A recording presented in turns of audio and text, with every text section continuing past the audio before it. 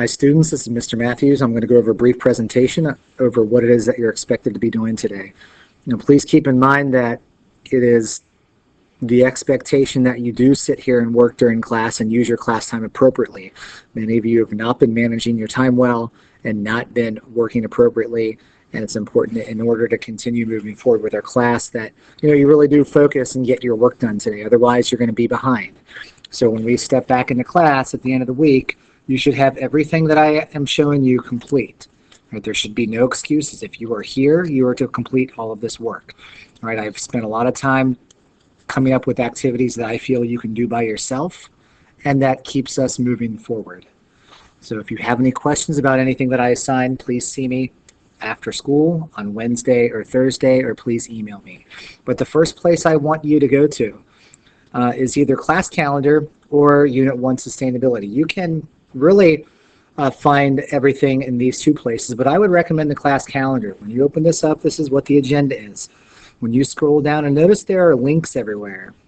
When you scroll down, and you'll see 10-3, that's today, and you'll see all these activities. I've not inserted the links yet because I'm still making the presentation, of course. But the first thing that you're going to need to do is the energy flow activity. And the energy flow activity will be handed out by the sub. Yes, it is a packet, but it has to deal with some of the things that are in the bins at your desk. And the packet looks like this. And all you need to do is just read and follow the directions. It'll take you through everything that you need to do about energy and energy pyramids and what I expect of you and what happens when we really remove things from a food chain or food web, some of the ramifications and some of the short and long-term effects of that. But just a couple of quick notes as you're scrolling down. It says in your version, it says actually use the cards at your bin. Use the kelp forest ecosystem cards. We're not cutting them out here, but these are the kelp forest organism cards, the energy flow. So I have in your bins enough for, if you're at a group of 4, there's enough for 2 of you to do this by yourself. So I should see 2 activities going on, or the sub should see 2 activities going on at each table. All right, so you grab a stack of cards. That's the first direction. When you get down to that point, you grab the stack of cards, and then it says sort them into categories. It doesn't matter what categories you sort them into. You just need to sort them into categories. Sort them, turn them over, and sort them. And then the directions will ask you to write down what your categories are, where they go. And then again, follow the directions on the sheet to write down your categories, construct your food web. There are colored pencils in the back of the room and markers to draw your food webs and arrows. And again, just follow the directions as we go throughout this.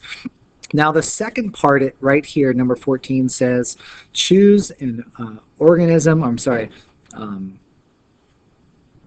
Moving up, part B, it says use a food web to predict the impact of actions and events on an ecosystem. And that's really kind of the point of this. I get that you all can make food chains and food webs, that you know a lot about that based on middle school and 7th grade, but what we're trying to do is think beyond that, the impacts of actions and events on an ecosystem. So I have given you event cards, and they look like this. It says ecosystem event, and there are 4 of them.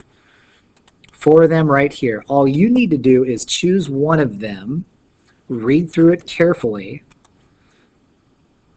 and fill out your data table. All right? You're coming up with a summary. What's the short-term effect, the long-term effect, and the effect on flow of energy? And then what you can do is share out with your group. It would be good to kind of do this step together, part B, so you can share out and get all the information. Okay? We are not going to do this part. Ignore, you don't even have that sheet.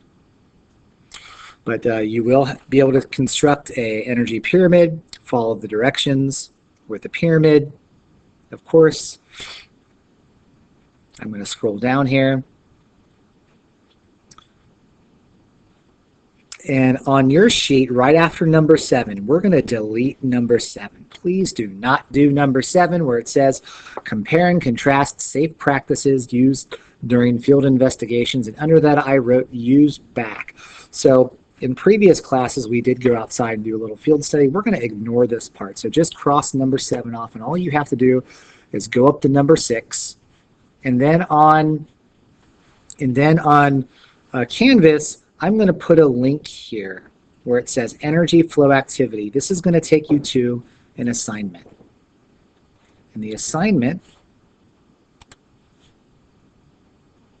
right here should come up under your assignments, energy flow analysis. Please answer that, and what I will do to make sure that you get your points is that you've answered this correctly, 20 points with the analysis, and then when we meet again as a class, I will physically check to see if you completed the packet and answer any questions that you have.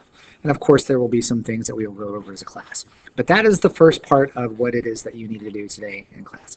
It should take you, if you're on task, it should take you just a few minutes to do. The second part, I'm going to kind of move this around, go back to home, go back to class calendar. The second part is Great Falls field trip activity. So keep in mind that we are going to Great Falls on Wednesday. Your classes are going to Great Falls. Please read that sheet that I passed out last class. Please check the weather. Dress appropriately. No open-toed shoes. Pack a lunch. There's no way to get food at Great Falls. This is not this is a mandatory trip. It's not optional. So if you are out, and we understand people will get sick, there will be a project for you to make up when you come back. But you click on the link here, and it takes you to this page.